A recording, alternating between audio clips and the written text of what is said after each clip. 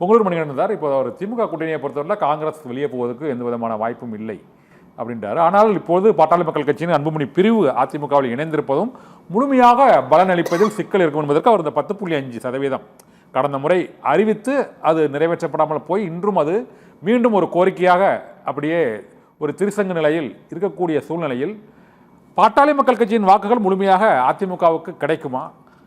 தேமுதிகவை இன்னும் கூட்டணியில் இணைப்பதில் என்ன சிக்கல் இருப்பதா நீங்க நினைக்கிறீங்க சார்? இல்லைங்க, மதிப்புக்குரிய அண்ணன் திருவாரூர் காந்தி அவர்கள் இங்க பல குற்றச்சாட்டுகள் வச்சார்.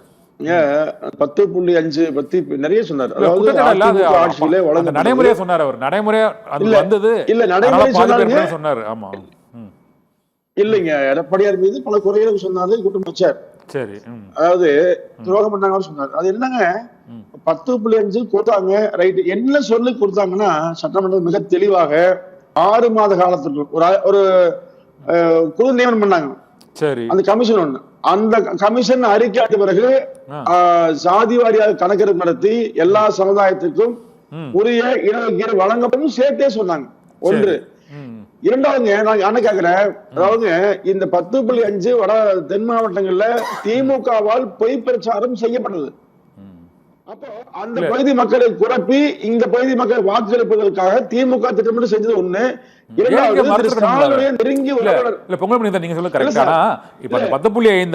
அந்த மிகவும் பிற்படுத்தப்பட்டவர்கள் அந்த டிஎன்டி என்று அழைக்கக்கூடிய அந்த டிநோட்டிஃபைடு கிளாஸ் அவங்களுக்கு அந்த பாதிப்பு இருக்கு அப்படிங்கிற ஒரு தகவலை சொல்றாங்க. அது இல்ல, ஏற்படாது அப்படிங்கிறத விளக்க வேண்டியது யாரு? சட்டத்தை பாஸ் பண்ணவங்க தானே அதை பண்ணணும்.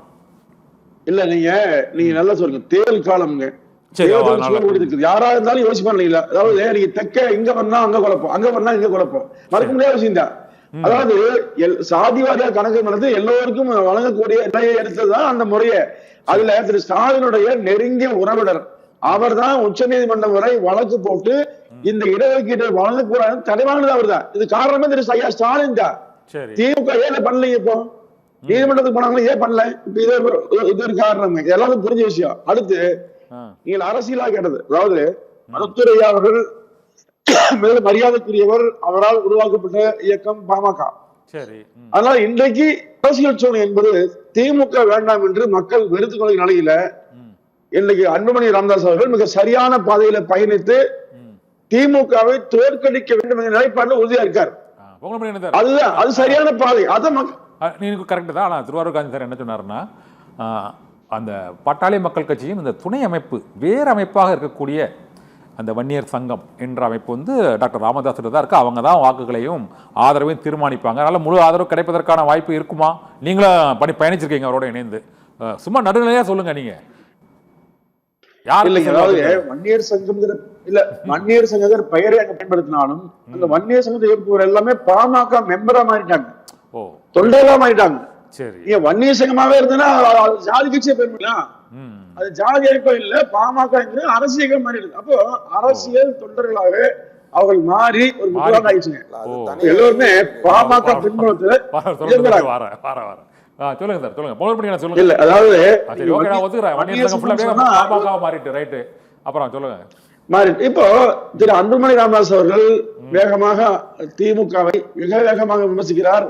திமுக ஆட்சியை ஏன் அவர் அப்புறப்படுத்த காரணம் சொல்றார். இதுவெல்லாம் வேண்டாம் வெறுப்பாக திரு ஸ்டாலின் எப்படியாவது பிளவை உருவாக்கி இந்த தேர்தலில் திமுக வெல்ல வேண்டும் என்பதற்காக எடுக்கப்பட்ட யுக்தியை இந்த பாமக பெயரை பயன்படுத்துவது. எனவே இந்த பிரிவினை என்பது நிச்சயமாக பாமக பாதிக்காது, இந்தியாவையும் பாதிக்காது. Okay sir, okay. பொங்கல் தண்ணி குடிக்கவங்க. நீங்க இந்த தேமுதிக கையாண்டு வரமாட்டேங்க, இழுத்து அடிச்சுக்கிட்டே இருக்கிறாங்களே. அவங்க ஏற்கனவே ராஜ்யசபா எம்பி ஒதுக்கீடு பண்ணிட்டீங்க. அவங்க ஏற்கனவே கடலூர் மாநாட்டில் அறிவிப்பு பண்ணாங்க, இன்னைக்கு அறிவிப்பு பண்ணாங்க. தொடர்ந்து தாமதப்படுத்திட்டு இருக்கிறதுக்கு அதிமுக தரப்புல அதை உறுதிமொழி கொடுக்காததான் காரணமா, அல்லது திமுகவில் தூண்டில் போடுறாங்களா? நீங்க எங்கிட்ட வந்துருங்க, நாங்கள் அதை விட கூட தரோம் அப்படிங்க சொல்றது காரணமா? என்னதான் ரீசன் தேமுதிக வராம இருப்பதற்கு? இன்னைக்கு ரெண்டு பேருமே பதில் சொல்லுங்க. பொங்கல் மணி என்ன சார் சொல்லுங்க. கண்ணன் சார் மிக தெளிவா ஒரு மாதத்துக்கு முன்பாகவே இதே கேள்வி கேட்டார். இதுக்கு பதில் சொன்னேன், காலம் இருக்குன்னு சொன்னேன். இப்போ தேர்தல் அறிவிக்கப்படல, வேட்பாளர் அறிவிக்கப்படல, தொகுதி பங்கீடு எங்கேயும் முடிஞ்சிடல, இன்னும் அவகாசம் இருக்கு. மத்த கட்சிகளும் எல்லா கட்சியும் சேர்ந்துட்டாங்க, கை உயர்த்தி. எந்த பிரச்சனையும் இல்ல, விரைவில் சுமூகமாக எல்லாம் முடியும். எல்லா கட்சியும் வராங்க, இன்னும் 4 கட்சி வர போகுதுங்க. நாலு கட்சி எல்லாமே மொத்தமே 3 தான் இருக்கு. சுமூகமாக முடியும்.